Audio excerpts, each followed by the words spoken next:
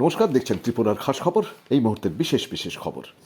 রক্তাক্ত কাশ্মীর, ডোডায় তল্লাশি অভিযানে সেনা ও জঙ্গিদের গুলির লড়াই, মৃত্যু এক সেনা আধিকারিকের।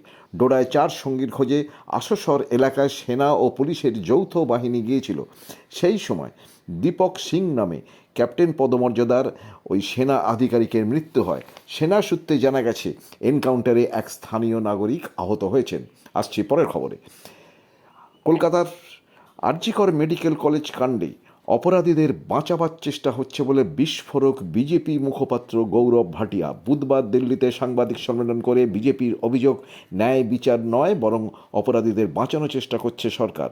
মহিলা চিকিৎসককে যৌন নির্যাতন ও নৃশংস হত্যার ঘটনায় রাজ্যের পুলিশের ভূমিকা নিয়ে প্রশ্ন তুলে মুখ্যমন্ত্রী মমতা বন্দ্যোপাধ্যায়কে নির্মমতা বলে আক্রমণ শানালেন বিজেপির জাতীয় মুখপাত্র গৌরব ভাটিয়া। পরের খবর। আজ বুধবার কলকাতার আরজিকর মেডিকেল কলেজে মহিলা চিকিৎসকের নৃশংস হত্যার বিচার চাইতে সারা দেশের সরকারি ও বেসরকারি চিকিৎসকরা সকাল 8টা থেকে বিকেল 4টে পর্যন্ত কর্মবিরতি পালন করেছেন। এদিকে গতকালই অর্থাৎ মঙ্গলবারই কলকাতার হাইকোর্ট সিবিআই তদন্তর নির্দেশ দিয়েছে এই ঘটনার। তবে আজ চিকিৎসকদের কর্মবিরতির ফলে ব্যাহত হয়েছে রোগী পরিষেবা।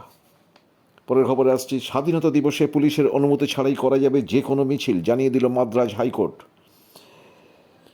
সিবিআই মামলায় অস্বস্তি কেজরিওয়ালের, সুপ্রিম কোর্ট থেকে তিনি আজও জামিন পেলেন না।